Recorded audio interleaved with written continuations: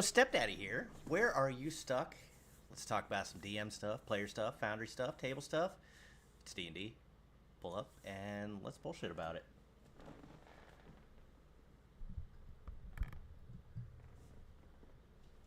I'll at least give this a couple seconds, see where everybody's at. So, if you are new to our channel, I am the Dungeon StepDaddy. I run a table for Attack of Opportunity. So, I try to answer questions. Sometimes I jump on Foundry or Forge or whatever you want to call it, and I will do stuff.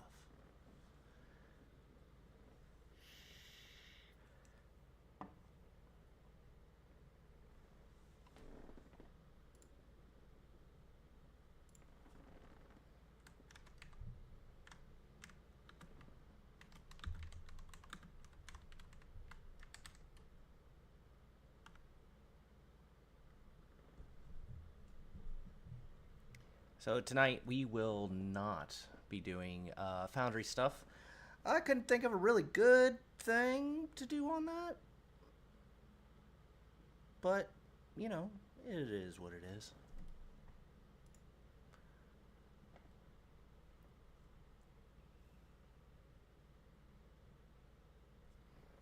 So, you know, I have heard questions, and I don't like to leave the air too dead for us. I have heard, what do I do when my players won't make a decision? So sometimes I don't know.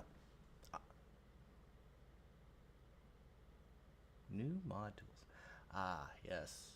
Hello, Cliff Reno. Adam is actually one of our players. He's also one of my mods. So he comes on here. He says hello. I mean, he didn't, but I assume.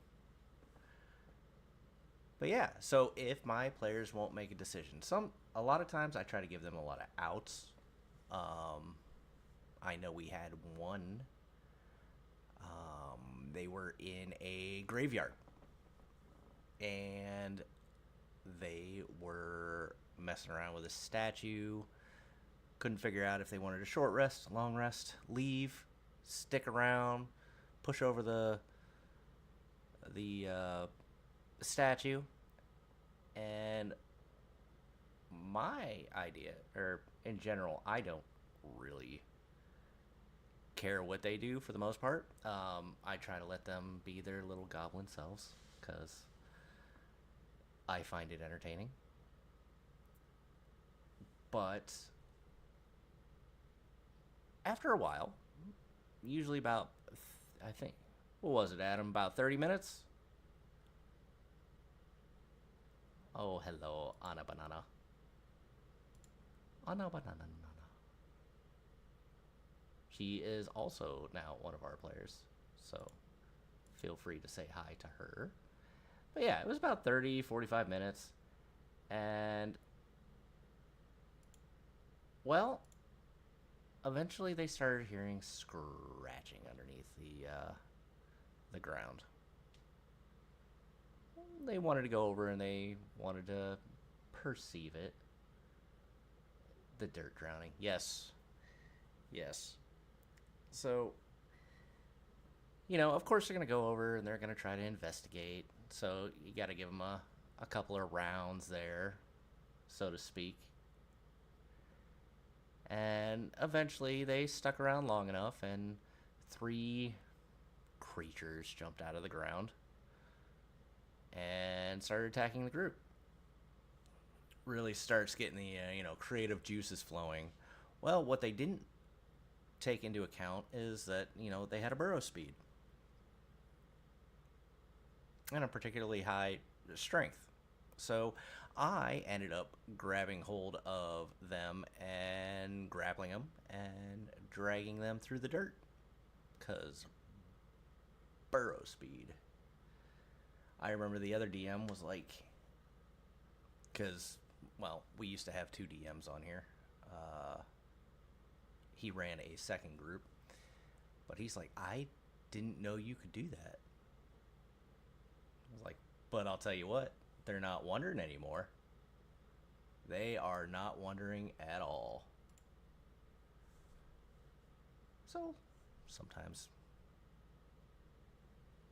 it was fun. It was fun. What did you think of that there, Adam?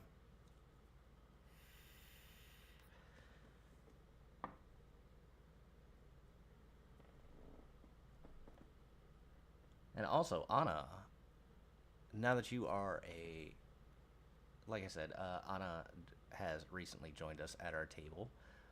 She started off as a fan, and then a super fan, and then she was a guest spot, and now she is a permanent fixture in our group. So, really looking forward to that.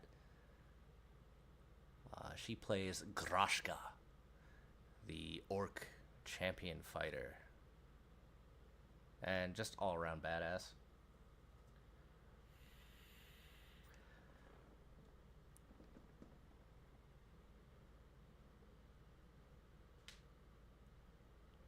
Ah, yes, Anna, you should be terrified.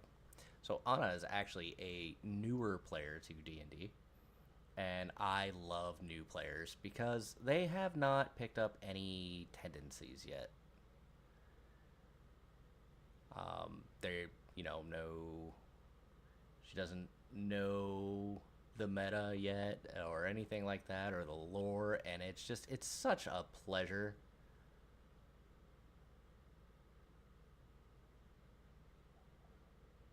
I get to sculpt the next generation, as it were.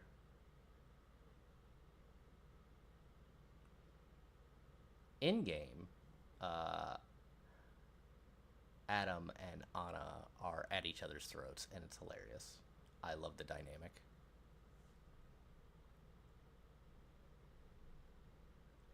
So another thing we like to talk about is minimum viable prep for a session. Yes, it is Cliff's fault. Probably. Most definitely. It's probably your fault too. But minimum viable prep for a session. Really, it depends on your table.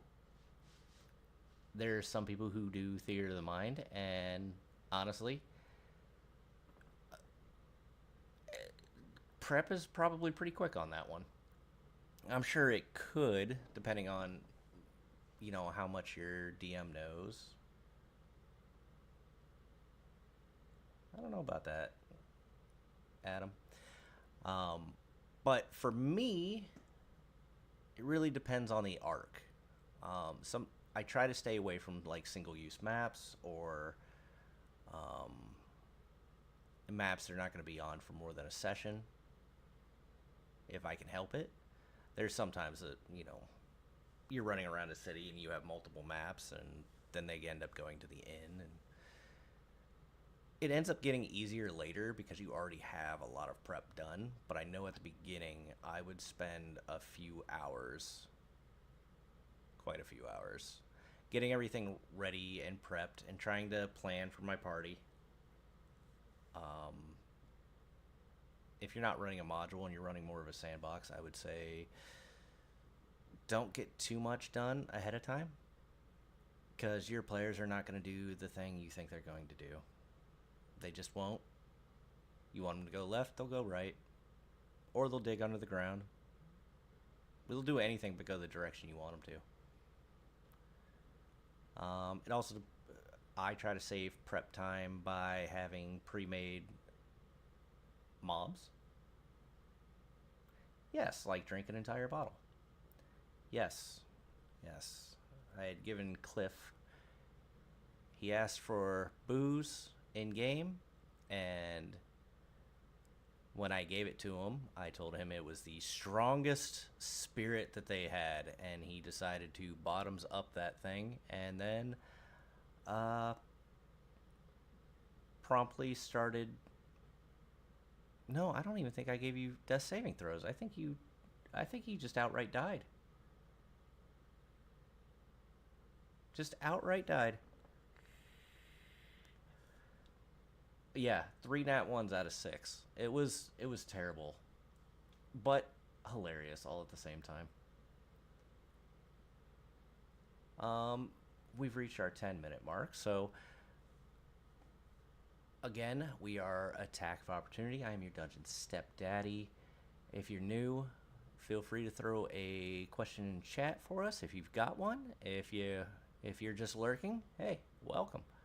If you're not lurking, then I don't know what you're doing.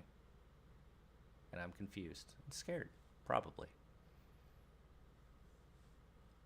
As far as maps go, I try to go with bigger maps if I can help it. Dungeons and caves tend to help pad when I really just don't want to do hours upon hours of prep. But again, that's me. My world is completely homebrew. I don't have a bunch of pre-made or I could use pre-made modules too, if I wanted to pad, but I don't.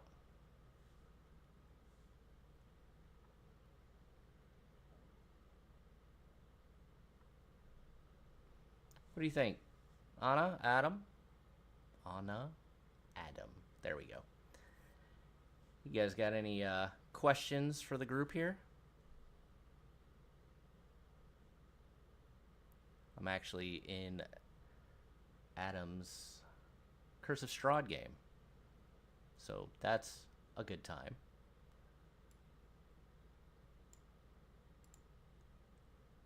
I get to play a cleric. That's always fun. And then have Anna tell me how much I suck as a cleric. Hurt my feelings.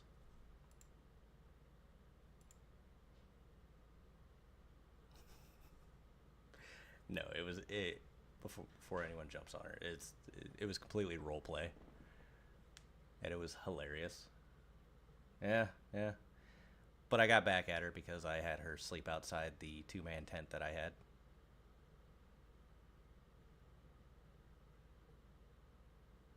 I didn't let anyone come in there. I was by my lonesome. It was great.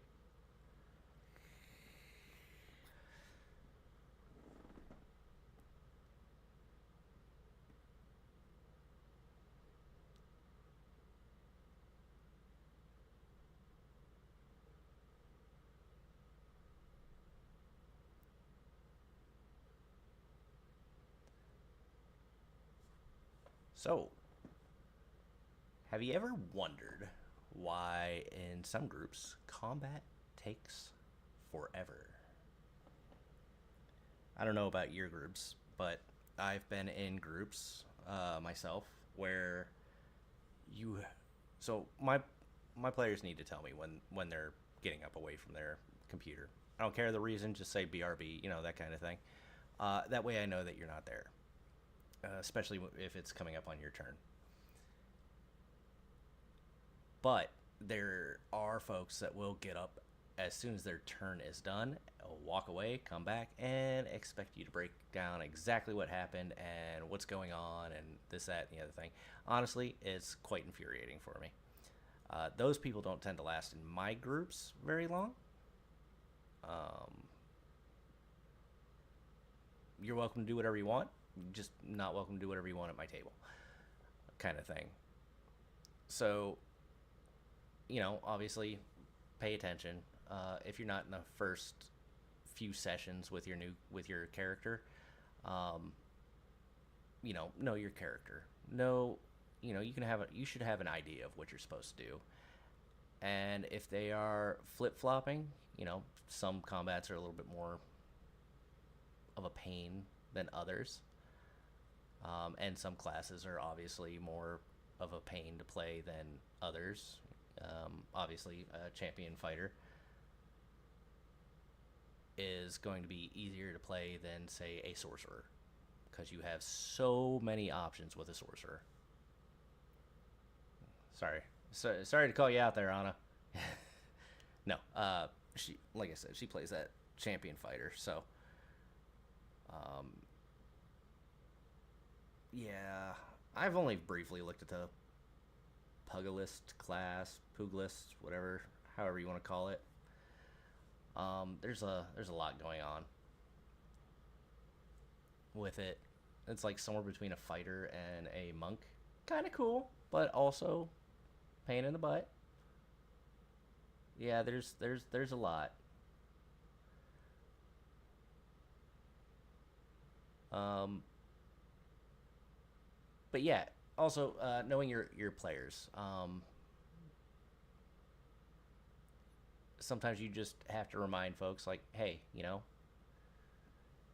there's some go-tos that you usually use. Make sure that you're ready when your turn comes up, and if you take longer than maybe a minute for your turn, I'll probably say something. I mean, not to like harp on them, but it's like, hey, do you have an idea of what you're doing or what you're gonna do? Um, and try to help push that along. Obviously, everybody's different, so how I go about it is always going to be a little bit different. If they've got option overload, might say something along the lines of, "Hey, you know, um, what do you want to do? You still got your movement, and you start breaking it down into like almost bullet points. Puzzles can be a pain. Um, I like to put first grade puzzles in front of my group and watch them lose their minds. It's hilarious.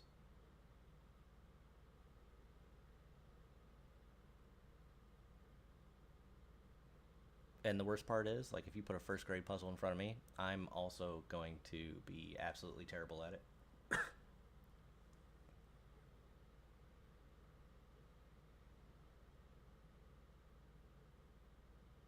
Yeah, low levels you have a lot less to worry about. You know, the big ones like level 5, 9. You get your third level spells, and you're really your class at 5, and then 9 you get your fifth level spells, and these are like big checkpoints, right? Um, 11 your cantrips go up. 17 your cantrips go up. Get your ninth level spells at 17. So yeah, it can get crazy. But even then, like, I play a warlock in another campaign that I'm in, and I tend to try to move things along. Um, I know you might be thinking, wow, he probably uses Eldritch Blast a lot. And you'd be right. I do, because I only have 3 pack slots.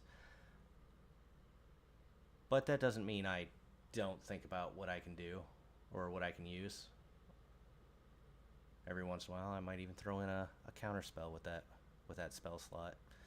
I don't like doing that, especially with the 2024 rules. But, it is what it is.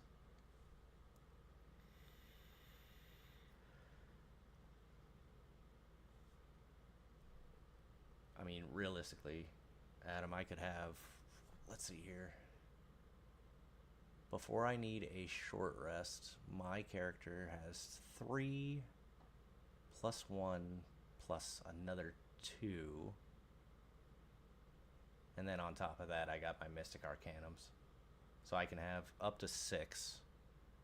Not necessarily in the same fight, but I have 6, and then I have 6th level, 7th level, and 8th level Mystic Arcanums. Which, honestly, I don't use as often as I should.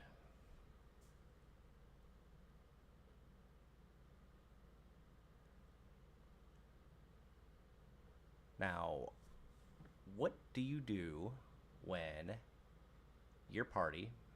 Now, a lot of people like to use CR as kind of a baseline. I do the same thing, I just move the slider to the right a bit.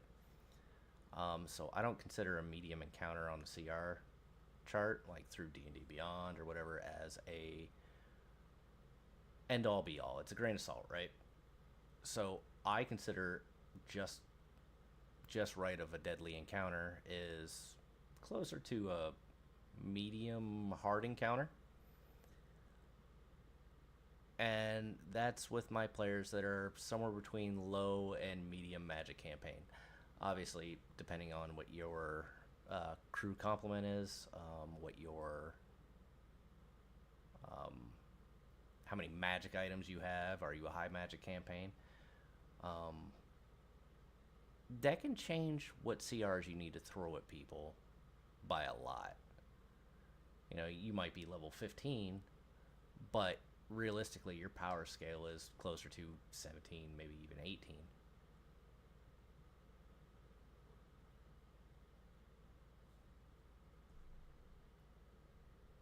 I think in the Curse of Strahd, Adam threw a CR5 at us, and we were level, 4 level 3s. But we got a good crew complement. We don't obviously have a lot of magic items at the moment, given that we're level 3.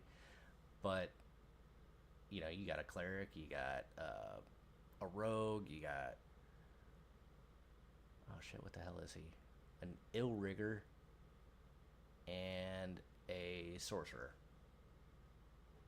Generally, just a good build all around. Yes, yes, Anna. He's a tree, but he's not your friend, Anna. He has a best friend.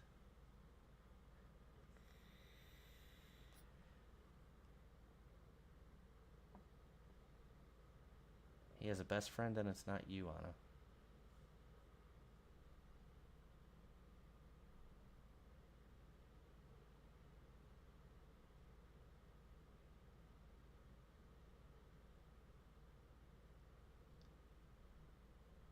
Anna does not like Irina. Very upset at her. It's okay, I don't like Irina either. Don't you hate at me?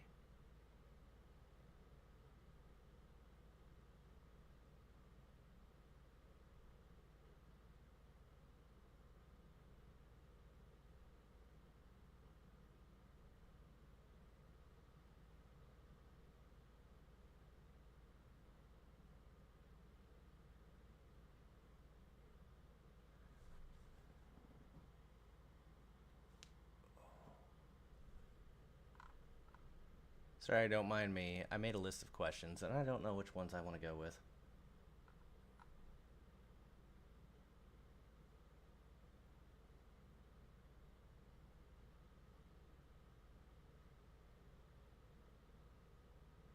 Oh, here's a good one. How to say no without killing the vibe. Well, I've never. It really depends. Are you trying to do something impossible that's not raw? I will tend to just say no. There's nothing wrong with saying no. The no but thing is awesome, but it's not realistic either, in my opinion. Um, Telling people no is totally fine, especially if you know, don't have them roll for something and then tell them no, because that is going to make your players very angry. But if they're running something raw and you gave them a spell or an item or uh, a weapon or whatever the case is, and it can do a thing, make sure you let them do it. Is it really cool? Sometimes I just want to see them go through the green stop sign. It's hilarious to me. So I may let rule of cool happen for one thing, but not another, even if it's the same mob.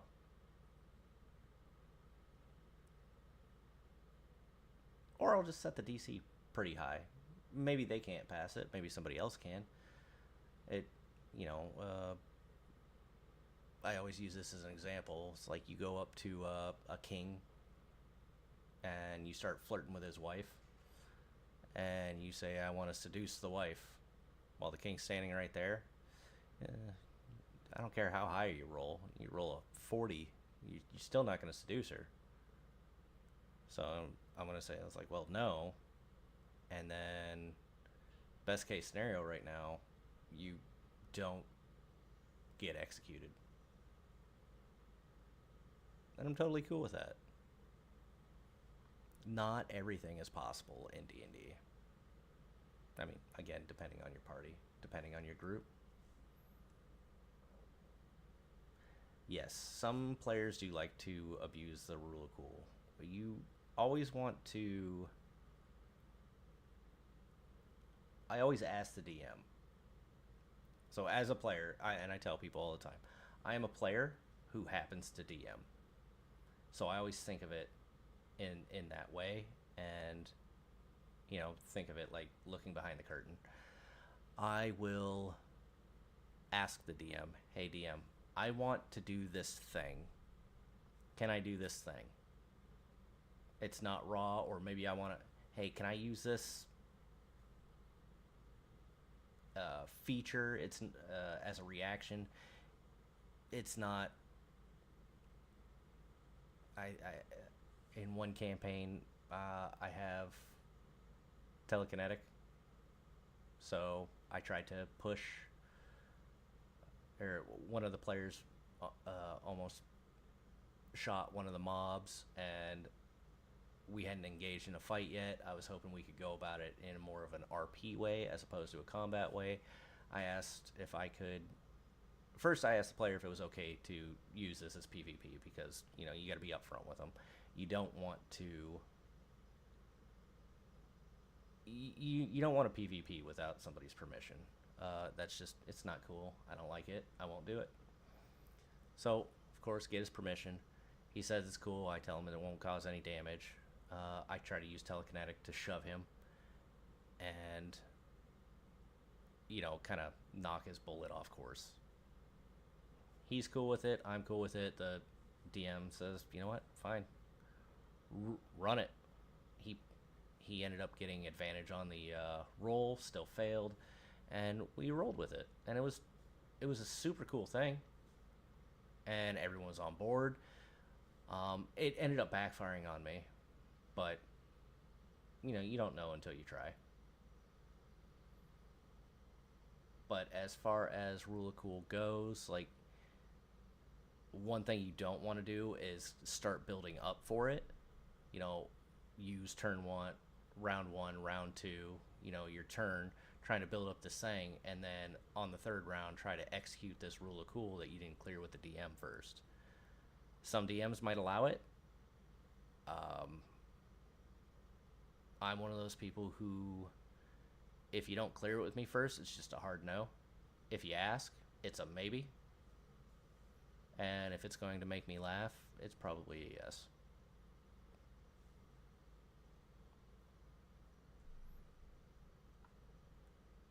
But Rule of Cool is just that. It's if I allow it.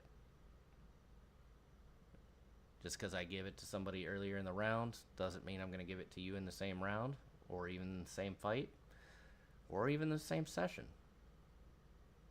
Maybe I'll give it to you on the next session, or a session after that. I don't keep a tally of them. It's just whatever works, whatever makes me happy. And it tends to make the players happy too when they can get away with a little something extra.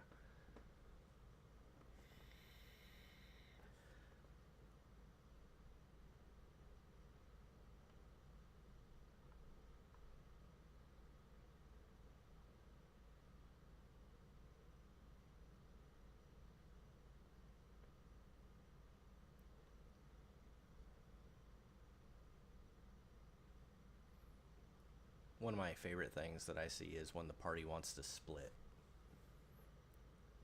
So we've all heard it, right? Don't split the party. But you're gonna.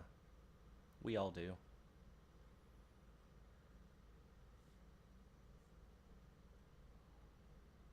So I will tend. I don't have a timer or anything, but I try to go and bounce between the two parties. Hey, you're walking. These guys down in the corner, they stay where you are. Don't move around or anything while we pan screens over. Because again, I use a virtual tabletop, and I'll start working on those guys, and then after so long, few minutes, I go back to the other group, and then they do something. And if they end up getting into a scuffle or they get into a bad situation, they signed up for it. Actions have consequences, good, bad, or indifferent.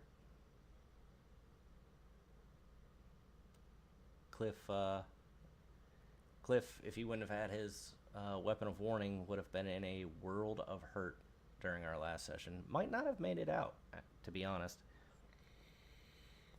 He ended up running forward, and there was a creature there. And this thing could teleport. This thing had tentacles. This thing could grapple you. It almost laid babies in him. Like alien style. It would have been awesome. I was waiting for it.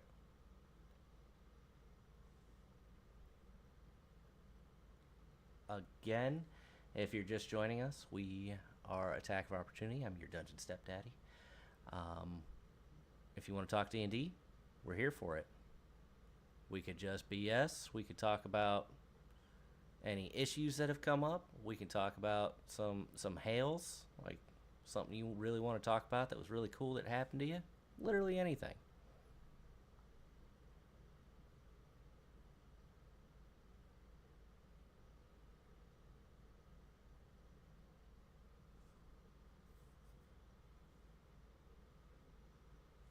I did not do a recap on the podcast today.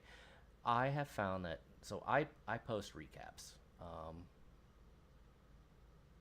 I post recaps on Wednesdays. And I thought to myself, why am I doing this twice? So, no, I did not do the recap because it's coming up. What I did do is I talked about the Tech Diaries and the DM Deep Dive. So that's a good time.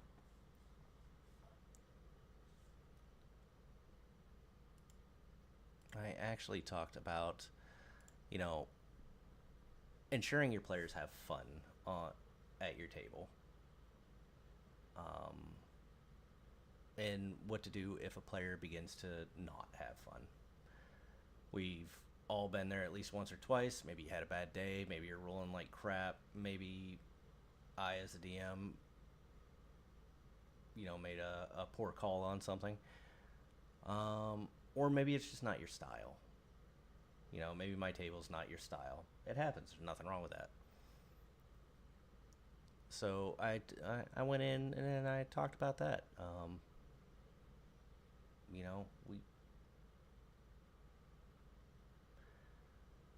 Yeah, Nafir does have terrible rolls. I swear that he rolls a D12 the whole game.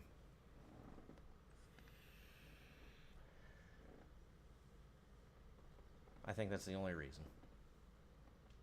But last session he rolled really well.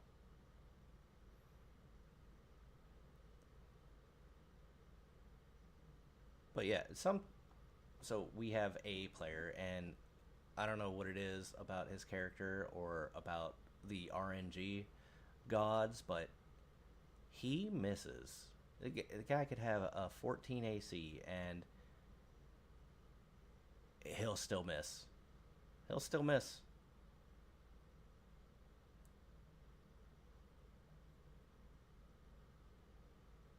He's had more nat 20s when I played him, like when he was gone, than when he plays them.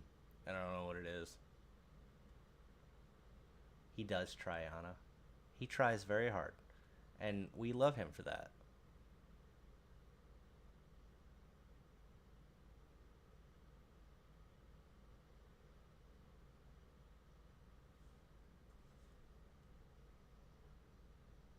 I think he just got a new feature too on his. So I homebrewed his class a little bit, and it was a hidden class. Or I should say subclass. And I think he just got a new toy to play with. So I'm looking forward to that. In fact, I think I have to make an NPC for him. So that's a thing. Always make sure you stay up with your players.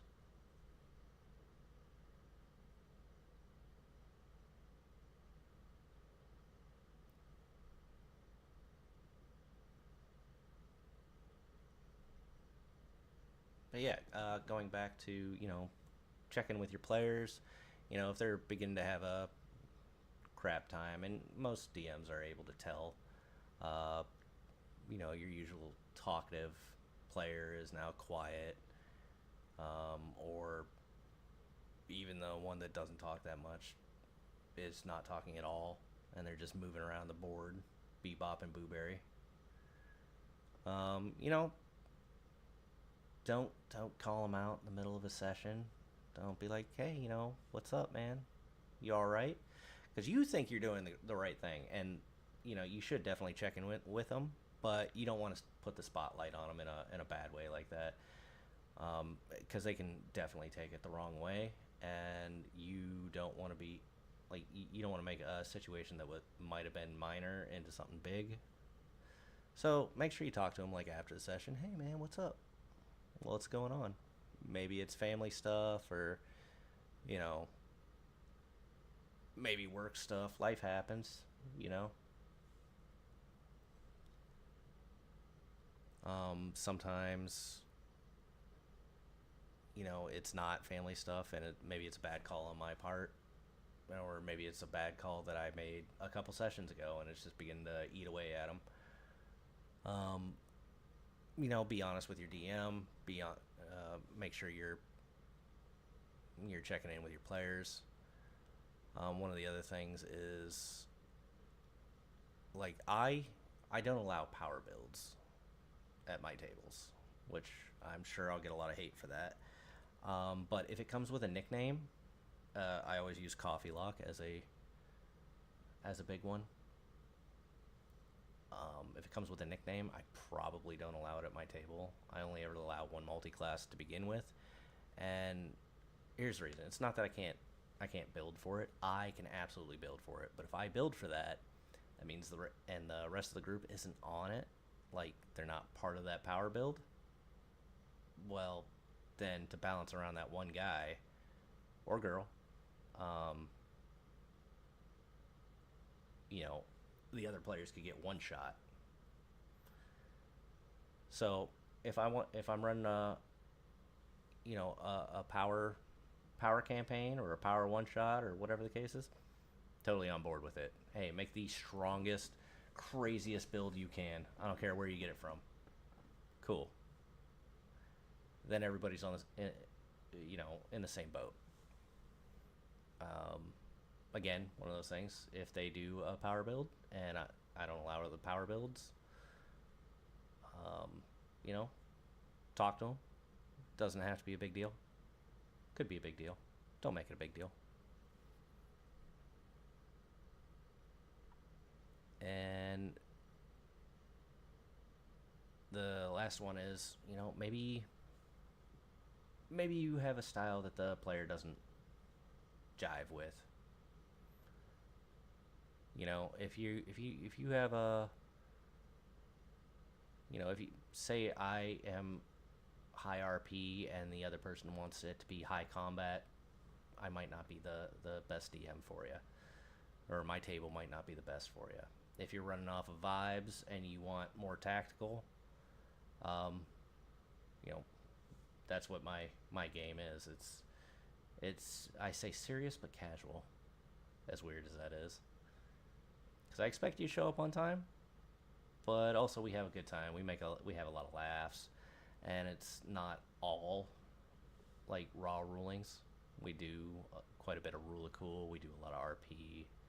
I am forced to make up a lot of crap on the spot. My players keep me on my toes.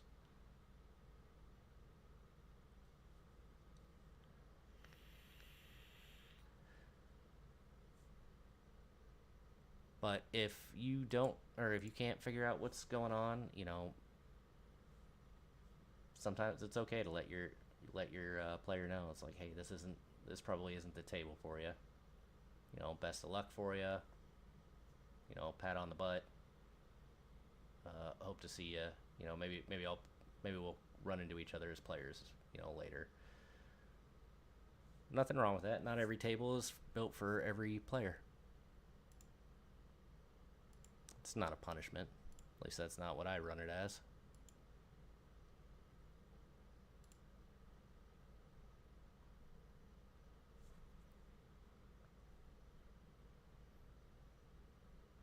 Now, one of the hardest things I found as a DM was to improvise.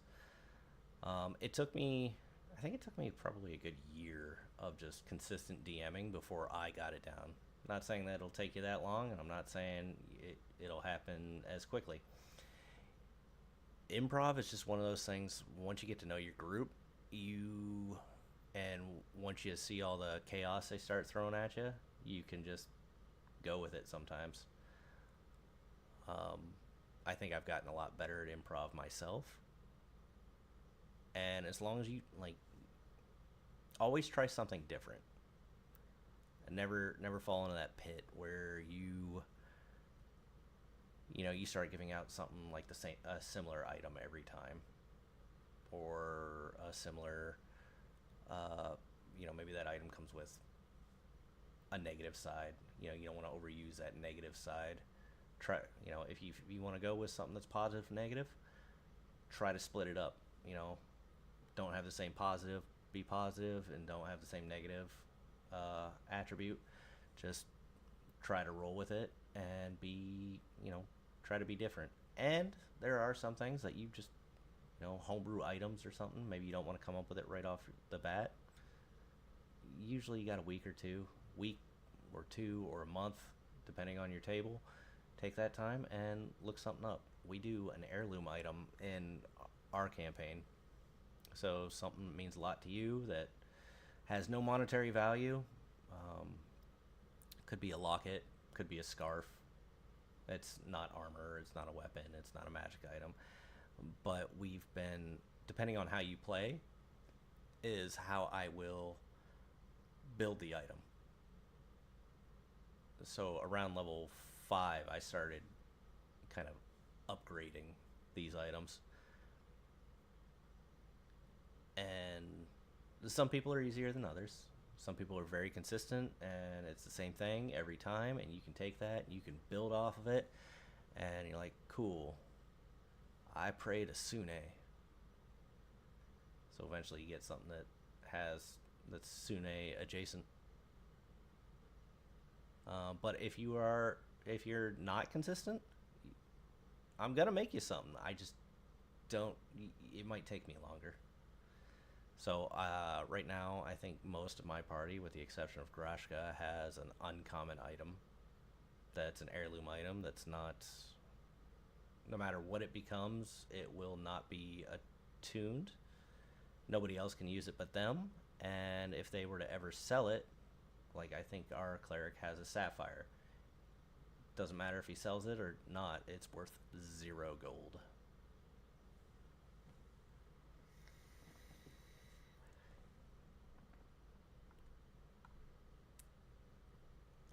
I use the Sune thing because Adam, the cleric, prays to Sune a lot.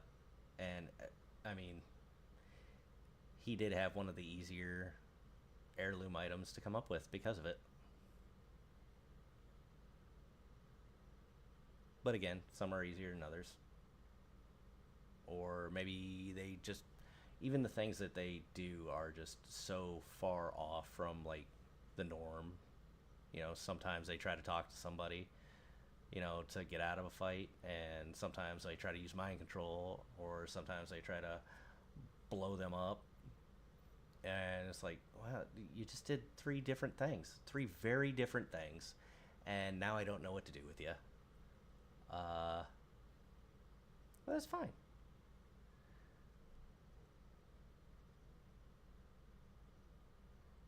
Frolicking is a great word. Again, if you are new here, I am the Dungeon StepDaddy. Feel free to drop any D&D related chat down in the chat. If you got questions, throw them at me. I'll see if I can't answer, at least from my perspective. I can't guarantee I'll answer like your DM would or how you would as a DM. If you just want to lurk, by all means, lurk. But we do stream a Dungeons and Dragons campaign called Planet of Oob on Attack of Opportunity. Super fun. We usually run 3 to 4 hours. It's every other Friday at 8 Central Time. So feel free to, and we're on Twitch and we're on YouTube. I couldn't tell you which one's the better one to go to. It really depends. I've lost connection to both of them at random times and very different from each other. So, uh, you know, is what it is. Maybe one of these days I'll get a server and I can start running it, and I don't have to worry about memory dumps and this, that, and the other thing from Foundry. Which, don't get me wrong, Forge, Foundry, great thing, and I think it's Forge. So it's the server version of it. Super great when it works. Real big pain in the butt when it doesn't.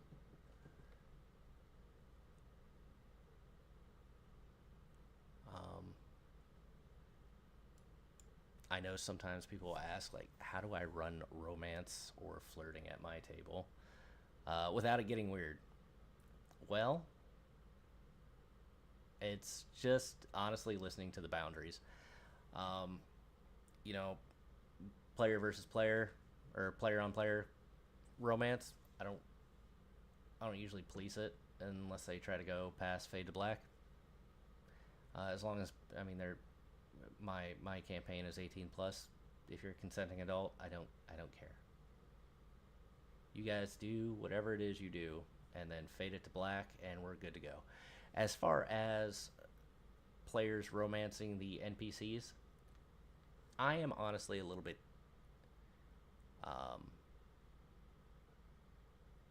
it's easier for me to flirt knowing that the players and the player character is a girl than it is for me to flirt with somebody where the player or the player character is a guy. That's really just me. That's kind of my boundary. And I'm sure every DM has their own boundaries. We're not trying to, like, this isn't an ERP. You know, get the point across. Try not to make it weird. If you got a weird player, let them know you're being weird.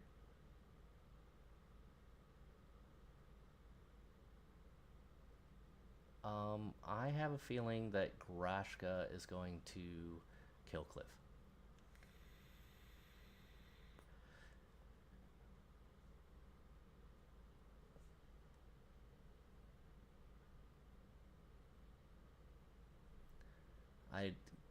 Cliff, I don't know if you know this, but Grashka considers you the Irina of my campaign. Don't let her fool you, man. I helped her with her character. She's no pushover. She'll stab you, and I'll laugh, and I'll love it. Of course, I'll get consent from both of you before PvP, but however it happens, I'm going to laugh the whole way. Heal this cleric boy, stab.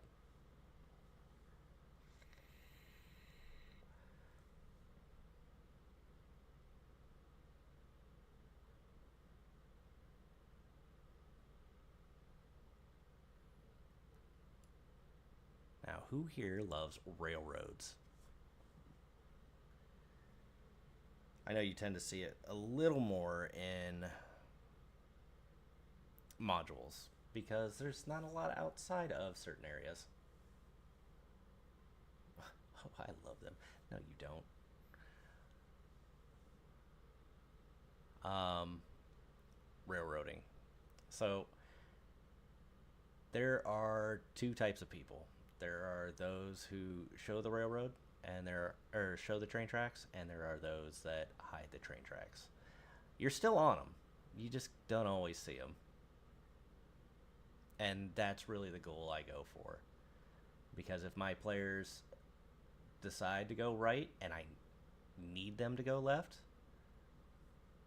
sometimes I might throw in an incentive. Hey, that quest that you're on right now, that's 300 gold. This one over here is actually 500. And my players are greedy as hell. And I love them for that. Because it gives me a way to redirect them if I need to. Ah, yes.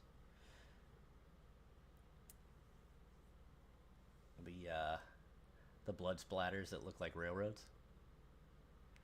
Always give your players a reason to go a certain direction.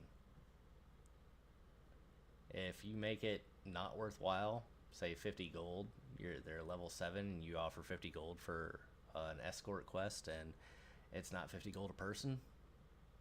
I mean, 50 gold a person is still pretty low, but you haven't really given them an incentive to follow.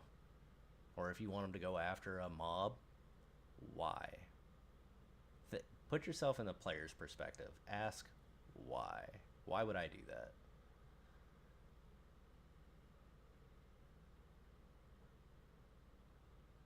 And I haven't really had too much of an issue. I had a little bit more of an issue earlier on. I had a level 4 quest for them to do, and they ended up not getting to it till level 5. Not a huge jump. It was still tough for them. Pseudo tough. But it wasn't as difficult as I was hoping. So after that, I have kind of redirected them a bit. I have never given too much gold. I have been in campaigns where they did end up ipso facto giving us too much gold. We were in a campaign where... Oh, stop it, Adam. I give you plenty. I give you lots. You guys just spend it. A lot. But no, we were level 3 and the guy ended up giving everybody plate mail because we were knights. Unfortunately, aside from one person, the rest of us could not wear plate mail, so we ended up selling it and getting 750 gold right at level 3. That's quite a bit. And I was an artificer, and I ended up using that for evil. I actually, my players just found it. A creature I made. Cogwork werewolves is what it was. Super fun.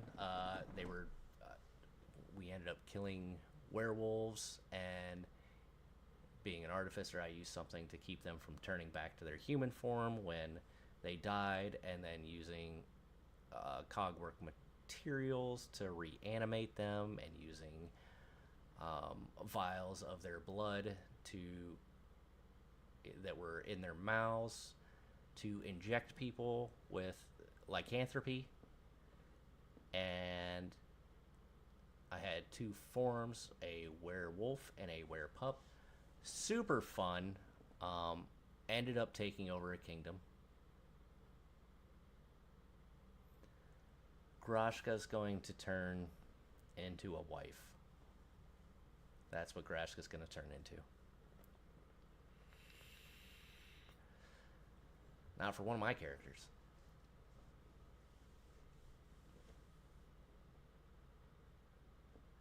She's going to be a stay-at-home mom who just happens to be absolutely terrifying. It'll be great. You are useful.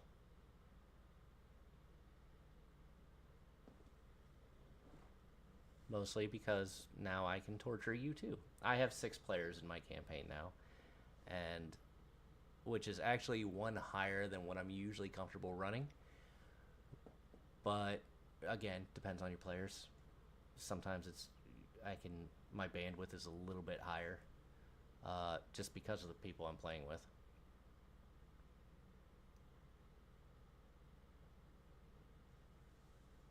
Yes, thank you for helping, Anna. You are a wonderful person. Speaking of which, I need to get rid of your number 1 fan thing. You're now a player, not the number 1 fan.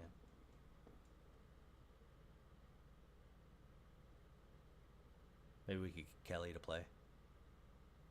She could be our number 1 fan.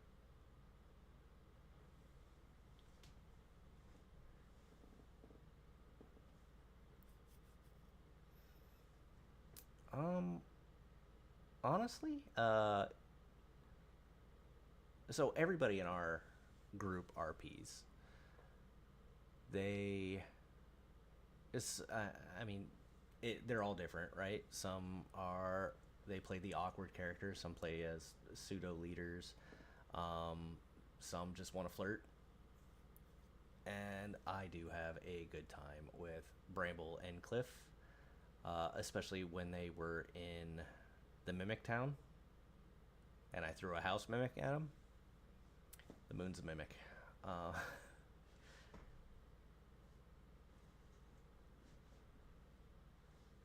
oh, oh, sorry, Anna. I gotta take away the number one fan. Haven't even seen you on my podcast. Ah, downgrade.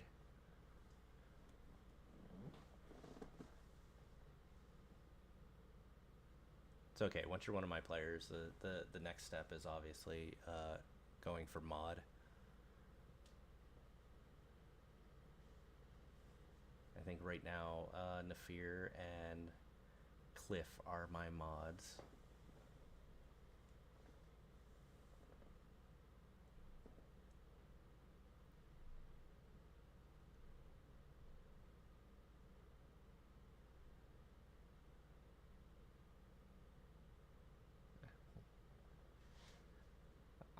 I don't know.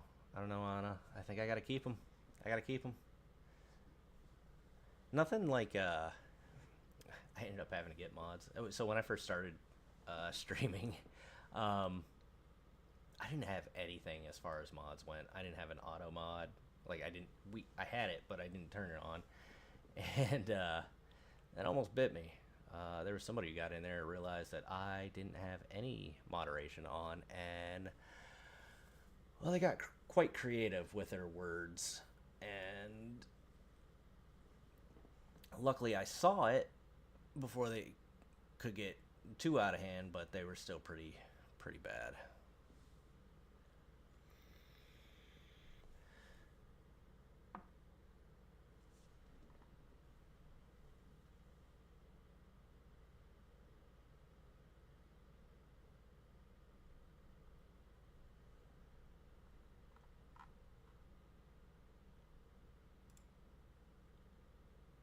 But I think chat has gotten pretty quiet, so I think that's where we're gonna call it for the night.